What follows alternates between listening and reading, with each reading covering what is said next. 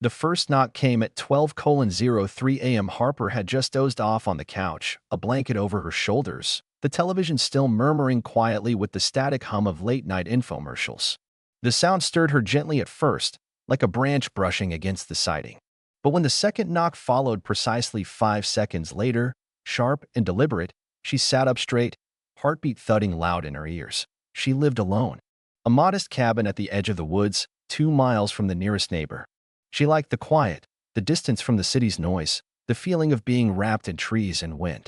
But tonight, that silence felt dense, like the air was holding its breath. She grabbed her phone, the screen lighting up in her trembling hands. No signal. That wasn't unusual out here. But suddenly it felt like a trap. The door was just across the living room. She could see the outline of it in the dim glow of the TV. No shadow passed beneath it. No voice called out. Only the wind scratched softly at the windows. Then came the third knock. Louder. Heavier. Like a fist made of bone. She didn't move. She didn't speak. She didn't breathe. Her grandmother's voice came into her head clearer than it had ever been since she passed. Asterisk, don't ever answer the third knock, Harper. If you hear it, you hide. You pray. But you never, ever open the door. Asterisk, Harper had thought it was just one of her grandmother's odd superstitions. The woman had always told stories about mirrors that steal your face, about roads that disappear once you take them, about knocks that weren't human. But it didn't feel like a story now. It felt like a rule, a warning, a desperate plea from beyond the grave. The silence returned. Harper's feet were planted on the floor, her breath catching in her throat, her body frozen in a mixture of fear and confusion. Then the doorknob started to turn, slowly, quietly, like someone testing if it was unlocked. She let out a small whimper. The lock held. The turning stopped. Then came the sound of footsteps, not away from the door, but circling the cabin, crunching through the frost-covered leaves, moving with a strange rhythm. Not hurried, not afraid, just patient. Harper scrambled to her feet, grabbed the fireplace poker, and backed into the hallway. She flicked the light switch. Nothing. Power out. Of course, she made her way to the back room, where the hunting rifle lay above the fireplace. She'd never used it before, but her father had insisted she keep one when she moved out here. You never know what's out in those woods, he'd said. Now she wished she'd paid more attention when he showed her how to load it. Her hands fumbled in the dark. She managed to pull it down, find the box of shells, and load a couple into the chamber. Just the sound of the weapon clicking into place gave her a moment of comfort. The footsteps stopped. Complete silence. Then, nothing. For a full minute, two, maybe longer, Harper stood in the back room with the rifle shaking in her grip, waiting for something to happen. It didn't. She crept back down the hall, toward the door. Still locked. She peeked out the side window. Nothing. Only the moonlight glistening off the snow-laced ground. The trees stood like quiet sentinels, unmoving, whispering secrets too old to understand. She waited. Eventually, sleep pulled her under again, not from peace, but from exhaustion and fear. When she awoke, the sun had risen. The door was open. Not broken. Not forced. Just ajar. As if someone had unlocked it gently and walked inside. Harper sprang up, rifle at the ready. She swept through the cabin, room by room, heart hammering, every nerve on edge. But nothing was out of place. Nothing had been taken. And yet, everything felt wrong. Like the air had been disturbed. Like her home had been touched. She called the sheriff's office once she got service, and they sent a deputy out. He was polite, maybe too polite, as if trying not to laugh at her story. He said it was probably just a drifter, maybe kids playing a prank. She knew better. She didn't sleep that night. Or the next. She moved the couch in front of the door, barricaded the windows, kept the rifle within reach at all times. No more knocks came. Until the third night. It was 12:03 a.m. again. The same time, the first knock, soft, almost polite. She stood frozen, rifle in hand. The second knock, firmer, more urgent. She whispered, "Go away." And then the third knock, booming. Final. A sound that echoed not just through the house, but through her bones. She didn't open it. She didn't move. She didn't sleep the rest of the night. The next morning, she found footprints in the snow. But not human. They were long, narrow, like hooves, but with claw marks at the tips. No animal she knew. They circled the house. Over and over. Dozens of times. She tried to leave. Packed her bags, threw them in the car, turned the key. Nothing.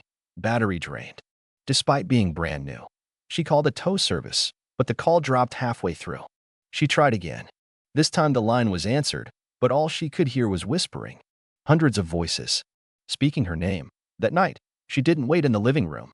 She hid in the crawlspace beneath the floorboards, rifle clutched to her chest, flashlight in her mouth. At 12:03 a.m., the first knock came, then the second, then the third. The floor above her creaked.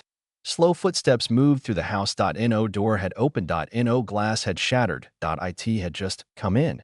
She tried not to scream, not to move, not to even blink. Something heavy stopped above her, its breath low and raspy. It knelt, scratched at the boards, then whispered, "I know where you are." She bit into her own hand to stop from crying out. The whisper turned into laughter.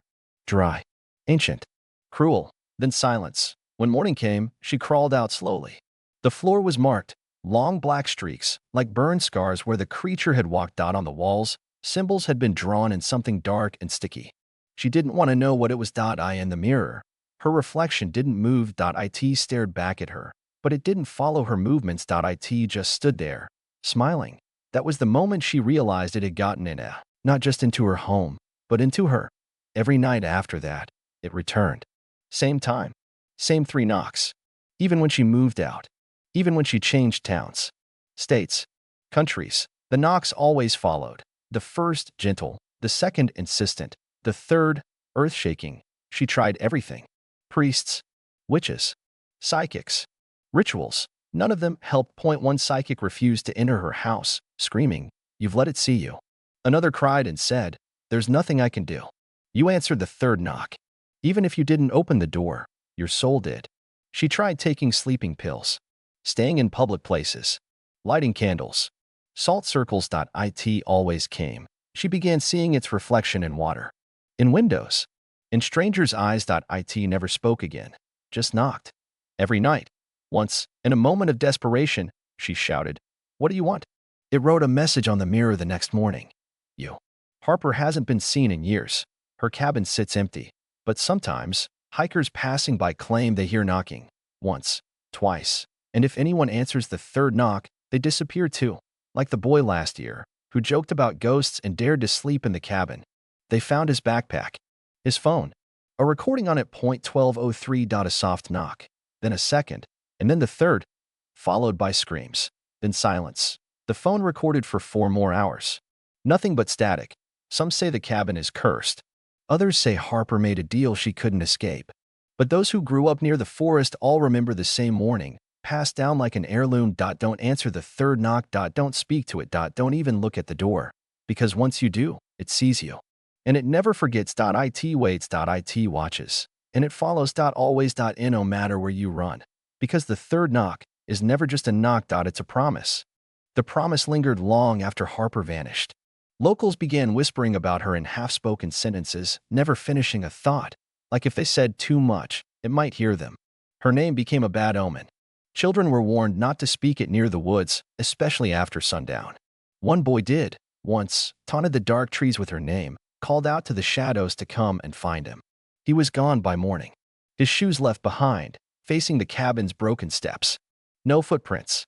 Just 2 clean indentations in the dirt, as if something had plucked him straight into the air and taken him with it. Years passed. The story of the 3 knocks became something passed around campfires, urban legend, they said. The cabin rotted. Trees pushed closer to it, vines crept up the siding, and the windows turned black with grime. Still, no one touched it. Not even vandals. It was as though the forest wanted to swallow it, but even nature kept a wary distance, like it knew the thing inside wasn't meant for this world. Then, in the spring of 2023, a group of documentary filmmakers came through. They were eager, young, bold in the way people are when they've never seen true horror. They wanted to make a film about local myths. The Knock Curse, they called it. They interviewed people in town. Everyone clammed up. A few muttered vague warnings. Don't go near that house. Don't knock. But of course, they did. The footage they uploaded ended at 12:02 a.m. The static began immediately after. The raw clips, which somehow auto-uploaded from their cloud sync, were flagged and removed a week later. But not before a few digital sleuths archived them. In the final moments, the group is inside the cabin, joking, daring each other. One of them, a guy named Tyler, says, "This is all nonsense. If there's something out there, let it come in." He knocks once, then again, and then, laughing, a third time. Nothing happens at first. Then all 5 phones shut off at once. Even the one still filming, which wasn't connected to the others. It falls to the ground. The cabin door creaks open. And then, blackness. 5 filmmakers. Gone. Only their vehicle remained, parked by the road, doors open, equipment still inside. But here's the part no one can explain. The entire house was coated in frost when the sheriff's deputies arrived. Middle of spring. No cold snap. Just frost, inside and out. Like it had been dipped in a freezer. And on the frost-covered window, 5 perfect handprints. On the inside, each with 6 fingers. The town tried again to board the place up, to seal it for good. They nailed thick wood across every entrance, poured cement in the crawl space, even erected a steel gate around the perimeter. But the next morning, all the boards were torn off from the inside. The cement was cracked open, and the gate melted. The town stopped trying. They stopped speaking. Some even moved away. The ones who stayed changed. Grew quieter. Looked over their shoulders more.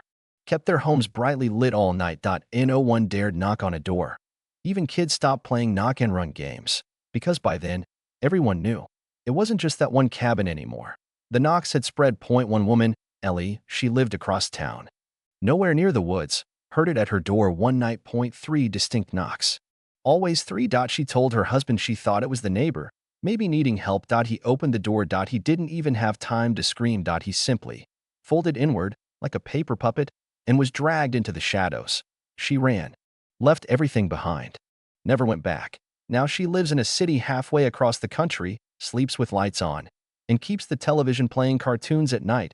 Says it keeps the dark thoughts away. But she still hears the knocks. Sometimes on her apartment door. Sometimes on the windows of her 5th-floor flat. Sometimes, from inside the walls. She doesn't answer, not anymore. Because that's the trick, it doesn't always come to the door. Sometimes it hides in sounds. In dreams. In people. There was a teacher named Mr. Bennett. Harmless, quiet. One day, he started humming the same 3-note melody over and over in class. Students joked about it. Filmed him. It went viral, until one of the students went missing. Then another, and another. Security footage showed nothing. Only static where the cameras should have recorded. But every scene had the same background hum, the same 3 tones. Duh, duh, duh. Like 3 knocks, but in sound.mr. Then it vanished too, eventually. Left his clothes folded neatly on the teacher's desk. On the blackboard, scratched in deep with a nail ***, don't answer. The phenomenon kept changing. Adapting.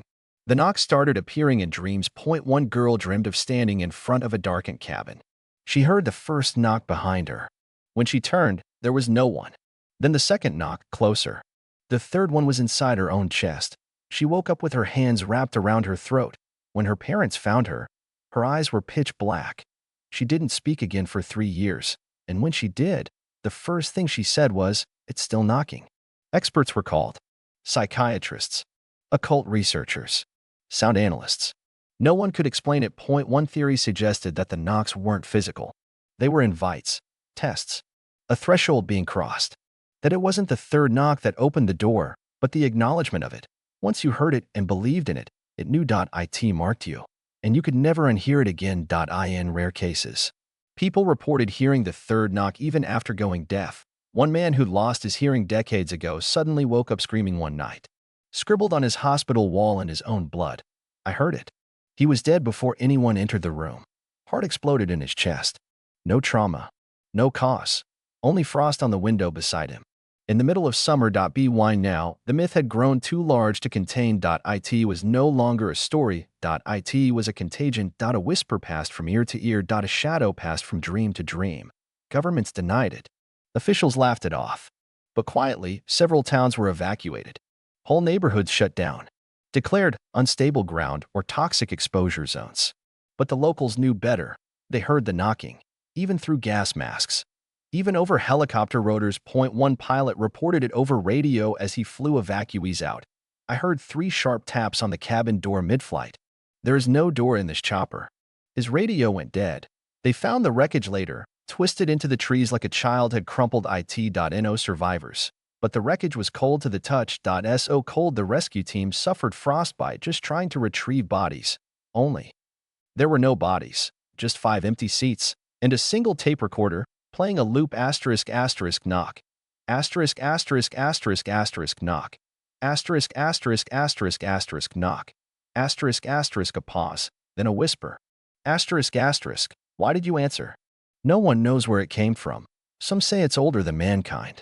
A being that tests willpower. That waits at the edge of perception, looking for cracks in the mind. Others say it is the crack. That it's not a creature, but a flaw in reality. A skip beat in the heart of the world. A knock from the other side of sanity.